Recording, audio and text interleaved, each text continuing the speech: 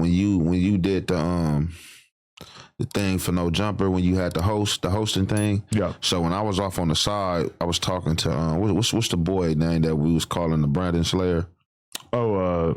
Shit, I just been calling him Mikey O, right? Yeah, Mikey O. So boom, Mikey O, he had Damu from out of San Diego. So we was off to the side, dialoguing while, Adam in the back, you know what I'm saying? And them, they was, we was on a little break, you know what I'm saying? And, trying to dialogue, seeing how we was going to go along with the contest. But that's what we was talking about. I was telling him, I was like, man, I just think we don't be giving our people like the correct push, or we don't, be preaching the correct thing. And that's what I said. I said something about our people being in law enforcement, right?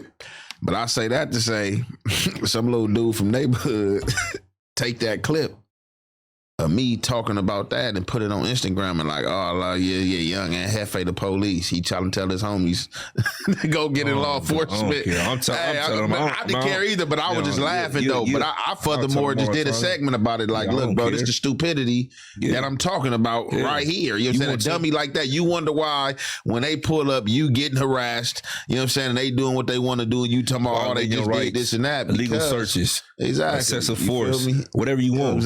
Like, go do it. If you want to change, go be the change. But isn't the problem that if you're a guy from the Rolling 40s and you decide you want to become a cop, and then you go through the police academy, boom, you get to be a cop, they're going to send you to some different area, right? Because you're going to be under hella pressure in your neighborhood, right? I'm telling the kids in my community. Yeah. I'm telling the non-affiliates. I'm not telling no members. Right. They do whatever they want to do. That's them. I'll go for the kids. Or I'm saying one of those kids, if they decide they want to be a cop, they're not going to be a cop in their neighborhood, right? Like, I feel like the cops go out of their way to make sure that doesn't happen. It's people in the community, as long as they don't got they can't really like profile you as long as you don't have no background. They can't tie you, be like, your cousin or your uncle, your brother is woo-de-woo from this neighborhood. Just because I grew up in the 8 trades don't mean I can't work 77 division and ride through the 8 trades. 77 division go through a lot of neighborhoods. You know what I'm saying? I just grew up over here. I'm not on file as a gang member. Yeah. Got it. For sure. So, okay, we got to bring this up, that there was that incident where basically, for people who have forgotten, Bricc Baby and DW Flame were on podcast together. DW Flame asked somebody for a cigarette. He refers to the cigarette as a 3-letter word beginning with N that is a negative term for neighborhood Crips. And somebody goes in and turns up the volume so that something that he said real quietly is very loud, and people are able to realize that's what DW said. And people immediately start getting on Bricc Baby's ass because he was there. He's kind of perked out, to be totally real. You can see it. I feel like I could judge when Bricc is in a different state of mind. Yeah. And so he doesn't say anything. He's just kind of like, oh, whatever. And when he talks about it afterwards, he says, I didn't want to make it awkward. I didn't want to fuck up this podcast. I knew that he didn't mean it like that. I guess like me and a lot of people, we didn't know that was something that DW Flame's neighborhood or whatever, that might be a normal thing to say there or whatever. So Bricc wasn't all that surprised. But then you and For Extra took issue with it and actually showed up here, and that ended up being a whole moment. How would you describe that from your perspective? Well, it's definitely one of the moments that I'm not proud of, because like I said, you can never take that off the internet. And the things that I'm doing, the great things I'm doing in the community now, you know what I'm saying? And like, as far as my kids, they will always be able to see that side of me. But it was never an issue. First of all, shout out to DW Flame, his brother, you know what I'm saying? And free the Bricc, not the trick. Hey. They all bros, you know what I'm saying? But I had to go get there with them, you know what I'm saying? And we had conversations as men, we was all being petty. But my problem, the only issue that I took with Flame is like, okay, you own that, or you not? You say you're not on that, then bro, this a whole podcast based in LA. You know what that could cause on the streets. And that was just my only like, if you want that, you want that. You know what come with that. I don't gotta tell you that or nothing like that. You know what I'm saying? But clearly you're not on that, because you be around our homies, like, you know what I'm saying? And like I said, I talked to him like we both hollered as men, and he like, yeah, you right, bro, or whatever the case was, my bad, or whatever the case was, and it was just that. It was never an issue with me and Flame. I'm just like, bro, you up here, you know what that's gonna cause. Oh, that could cause a gang war. It's people from his hood that live in my hood. It's my people from my hood that live out there. You get what I'm saying? But I was mad at Bricc for not checking it right there. You know what I mean? Because you, whether you want to or not, you're a representation of a whole community. What should he have said? I don't know. I'm not gonna put no words in his mouth. But you know what I'm saying? Don't call it that. But again, you know what I'm saying? From my understanding, they had that type of relationship, which is cool because, like I said, I got relationships with different dudes with different hoods too. You know what I'm saying? It's nothing wrong with their relationship. That's not the problem. Why I didn't want it to cause no friction, like, you know what I'm saying? It's like, you know what I mean? So, bro, he should have said something because he, like, you know what I mean? He a representation of a whole community. But like I said, man, Bricc, we cool. Shout out to the homie, you know what I'm saying? Free him fast.